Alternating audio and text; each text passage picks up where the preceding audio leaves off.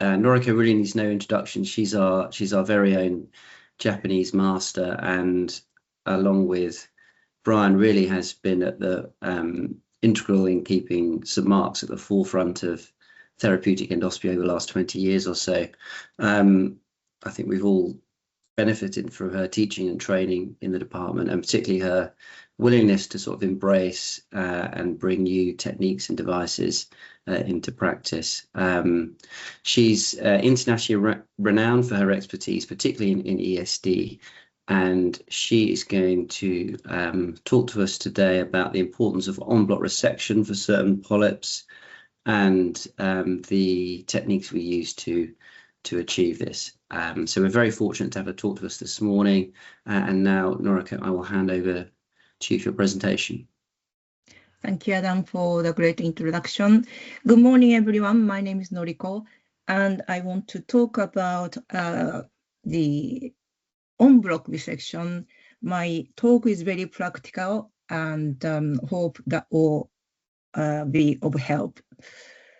So in this talk, I want to talk en-bloc endoscopic resection, why en-bloc resection is needed, and then when we should apply en-bloc resection. And also, I want to talk about tips and tricks. I'm sure the majority of you or us making the broccoli or even cauliflower in pieces, but that is not the case on polyp. So why en-bloc resection is needed? Because this will allow precise histological assessment. Therefore, we can confirm of complete resection histopathologically, which means we will have less recurrence and less follow-up. So I'm showing this is a, say, 20 centimeter lesion removed en bloc. And if this kind of lesion was removed piecemeal, the recurrence rate will be around 20%. So we need to remove the polyp en bloc. I am so thankful to my colleague, histopathologist. Even they are taking the videos of en bloc specimen. You can see the depletion at the center and behind some little bit of nodule. This is a cancer. And even on the right-hand side, it's like a gem, a beautiful polyp, was a video by our histopathologist colleague, Dr. Geiger. Thank you very much. And even he's showing that behind the polyp, this polyp had a muscle retracting sign. And it is very thankful to our histopathologist colleague. So if they can get this kind of specimen, they can cut very precisely. So therefore, we can show the cancer, even small foci. So when en bloc resection is needed, so here is the ESG colorectal polypectomy guideline. So generally speaking, I'm not going to go in detail. So lesion with T1 cancer, suspicious feature, this should be removed en bloc, and also all rectal lesions, because if covert cancer was found in the rectal location, then further treatment, deciding further treatment would be extremely difficult. The surgery is very invasive in the rectal location. And some institute introduced en bloc resection for all large lesions, but if possible, we want to apply en bloc resection for large lesions, especially young patients. So what kind of sign? This is very basic, but very important. What kind of sign we are looking for suspecting submucosal invasive cancer? Firstly, we are going to go to morphology, and the depletion 2C, especially even small, 44% have submucosal invasive cancer. So any depletion we can't miss. And also large nodule, like a bulky sessile lesion, has got a high submucosal risk of invasion. So if we are assessing the laterally spreading tumor, then again, if the lesion has got large nodule and also depression, we call LSD-NG pseudo-depressed type, and these two types has high risk of submucosal invasive cancer.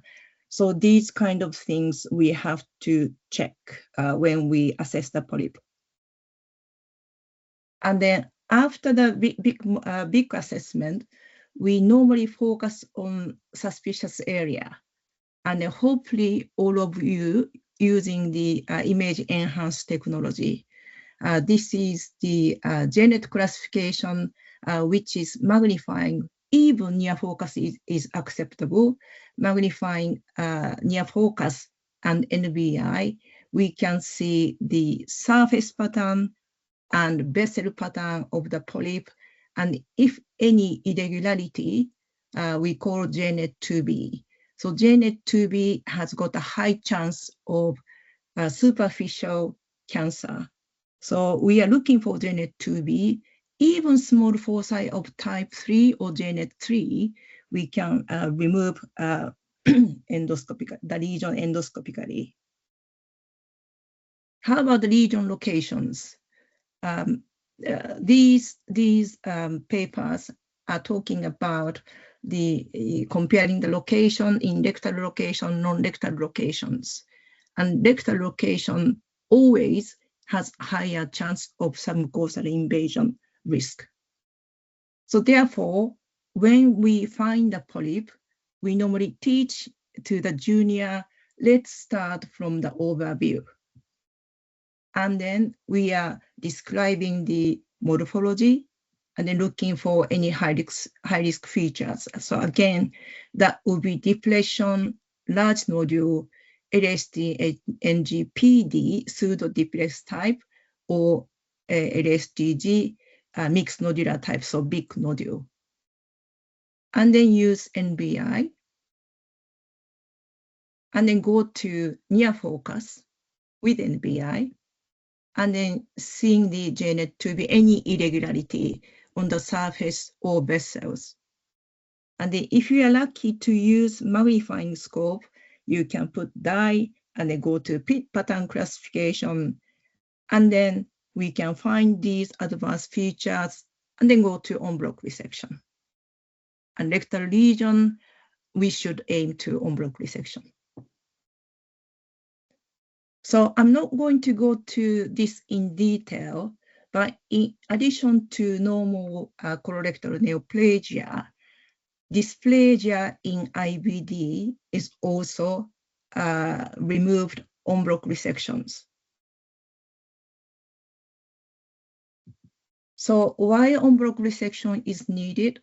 Because if we don't remove properly, if we do incomplete resection, then the chance the people to go to have high-grade dysplasia, colorectal cancer is very high. So therefore, we are aiming to en bloc resection for IBD dysplasia. I just want to show you the case. This is a 72-year-old female, long-standing colitis. Her colitis is quiescent. Here I can see 1.5 centimeter 1S plus 2A in a distal sigmoid colon. So how would you treat this lesion? 1.5 centimeter in normal setting, or normal setting means non-colitis settings, we probably can remove this lesion en bloc with EMR or underwater EMR. But in this case, you can see on the left-hand side, already I put a mark surrounding the area, and I tried to inject. But injection, I couldn't see the lifting very well. The reason why is this kind of colitis dysplasia patient has got a huge fat depositions in the submucosal layer, which is makes the assessment of lifting is extremely difficult. On the right-hand side of the picture, you can see how thick of the fat deposition is. And this fat is also contributing to the snare slippage. So therefore, in this case, because of the lifting was so poor, I used the en bloc resection with ESD. So you can see at the edges, you can see the yellow fat, and this is the resected specimen. So on this Delphi study, we recommended if the lesion is less than 20 millimeter, why don't we lift first? If good lifting, maybe we can achieve en bloc with EMR. If poor, let's go for ESD. Over 2 centimeter lesion, we recommend ESD for IBD dysplasia. So this study, Alex kindly put the data in our IBD dysplasia series. And in this case series, 73% was over 2 centimeter. The more than half is rectal location. Lot of lesion has got flat component or flat extensions, and among of which 65% had a previous biopsy. And ESD with en bloc resection is possible in 92% of the times, but RZ resection was 76%. ESD in colitis is very, very tricky because of the fibrosis from ongoing or long-standing inflammation. Therefore, scar tissues is very, very common. And also, I show the fat depositions that makes the resection very difficult. But so far, we have had one case require surgery to suturing to treat the bleeding because the lesion was on very close to the hemorrhoid, and the hemorrhoidal vessels was affected. So therefore, one case had a suturing, the another case had a delayed perforation because the lesion was on ileorectal anastomosis, so delayed perforations. But otherwise, fairly safely, we can treat the IBD colitis patient. On this case, it was quite interesting because significant histology upgrade was observed in 46%, especially upgrade to the cancer was 70%. The upgrade means the previous pre-resection biopsy was something else, but post-resection cancer was proven in 70%.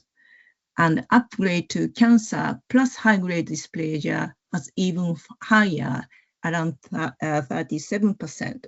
So therefore, even the pre-resection biopsy was just showing even indefinite or low grade, we should do something to confirm the final histology. So now I'm moving on to tips and tricks for en bloc resection. And en bloc resection can be achieved EMR or ESD, but I really recommend you to do underwater EMR. Underwater polypectomy is very popular, but still I think underwater EMR is slightly not so popular, but I think getting popular. We all say underwater polypectomy, but actually there are two bottles showing one is just sterile water, the other one is saline. So underwater EMR snare resection, actually water is better because we are capturing the tissue with snare, and then we are using patient electrolyte in between the snare, so we don't need to use saline. Whereas if we are going to do ESD under saline, under water, it has to be saline because the point of contact, the knife contact is a point. So therefore, we need an electrolyte from the saline. So first of all, I want to talk about the theory behind of underwater EMR. If the colon filled with water, the mucosa, submucosa start flow into the luminal side. So it is easy to snare the lesion and a non-injection is required. Another good aspect is muscle propria stays circular. So therefore, when we use the snare, unlikely to capture the muscularis propria. So less chance of perforation, although this is not still proven. And this kind of water is protecting against the deeper band. So therefore, I assume risk of delayed perforation is less. And then water gives us optical zoom effect. So therefore, we need to apply some kind of mid-range magnification, which will give us beautiful images. With the underwater EMR, we can achieve higher en bloc resection rate compared to the conventional EMR. And therefore, 7.5 times less in terms of the local, the recurrence rate. So this is the meta-analysis, and underwater EMR, especially better over 2 centimeter lesion. So this is just a basic technique.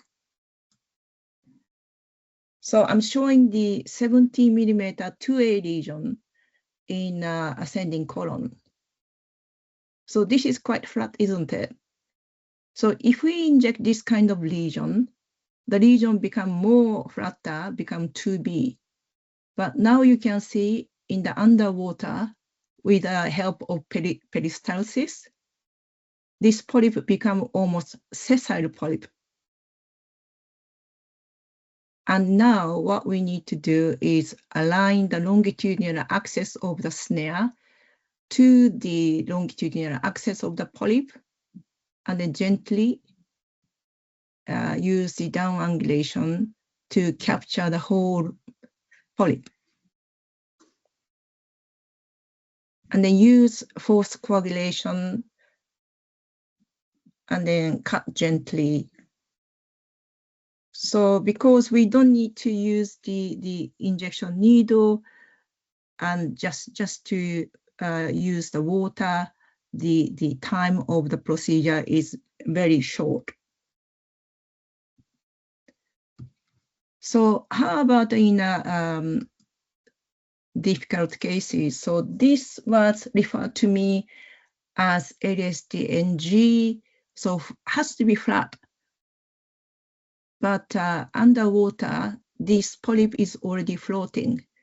The problem of this case was he has got a tachycardia, so I can't give the Buscopan.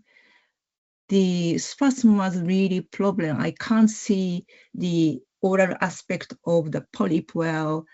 Try to use the attachment, but still I can't see the information. So what I have done is use lignocaine injection. Lignocaine injection is reported to subside the spasm of the polyp. So just injecting at the oral side only, try to bring the lesion towards me.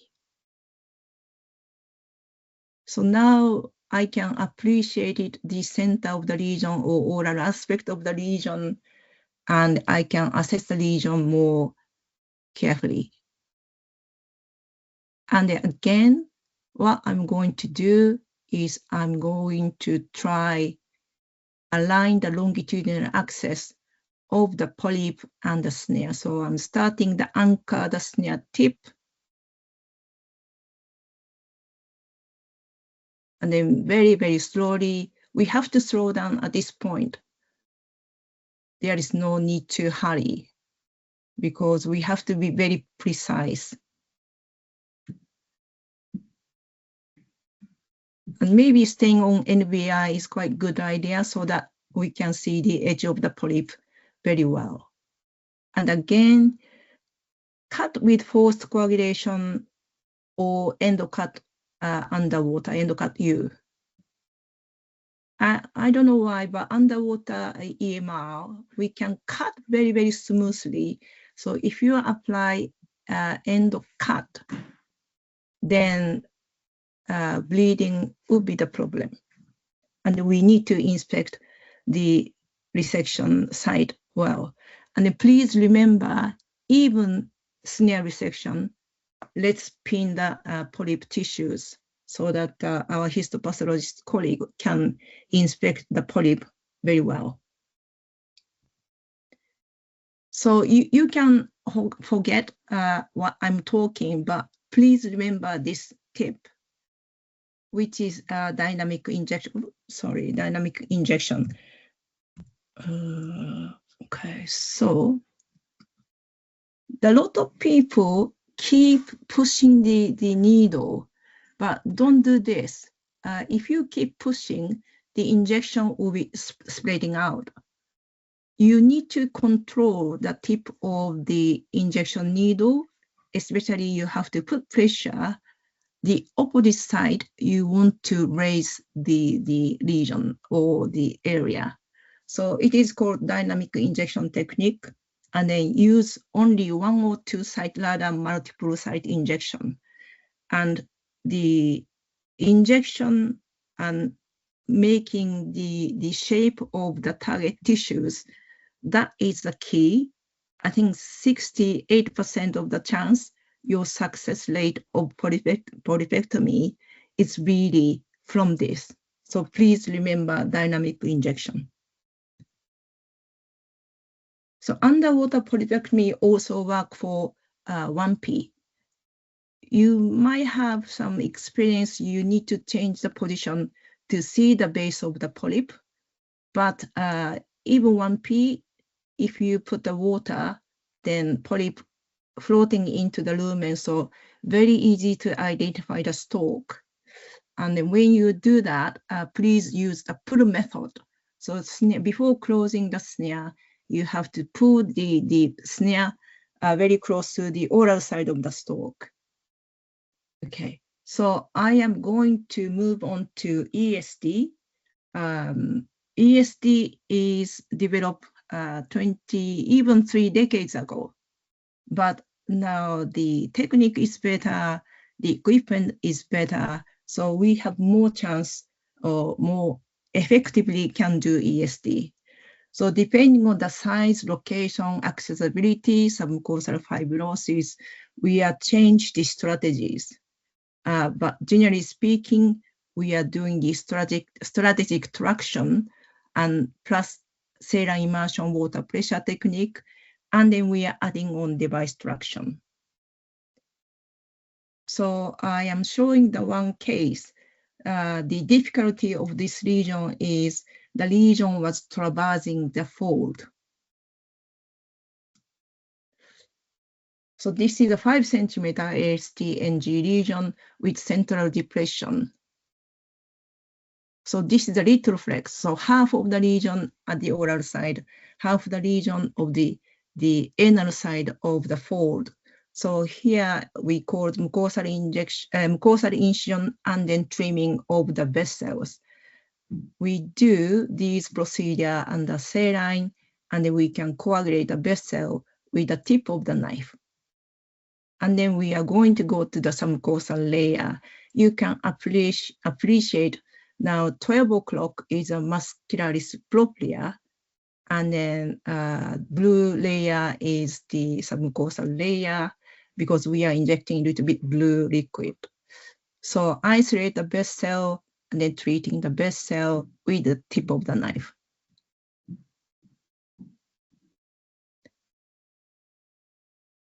Even if bleeding happens during the procedure, use this kind of distal attachment to tamponade, isolate the bleeding points, and then we can treat with the tip of the knife. We don't need to replace to any other equipment. So this is an invasion front. We are isolating both sides and then very carefully just above the muscularis propria. And then now clip line traction was applied, and then we can more effectively cut the submucosal layer. And then this was a T1B lesion, lymphovascular invasion, but this patient was elderly with a lot of comorbidity. So therefore, active surveillance was applied on this patient. So I'm just going to show the recent case. This is a cecal lesion, maybe obvious adenomatous change was 5 centimeter, but there's a little bit extension of the serrated change and done by EST. I don't need to go everything, but I'm just going to show you the submucosal fibrosis in colitis patient. And you can also see the fat tissue deposition into the submucosal layer. Now, this is the traction I created. It is called Mickey Mouse band, has got 2 ears of the dental floss ring. So during the procedure, we can apply this traction onto the opposite side of the colonic wall. And then this will give us the traction. We can effectively cut the submucosal layer. And then this area was actually appendix orifice, trying to isolate appendix orifice. And luckily, patient had appendectomy.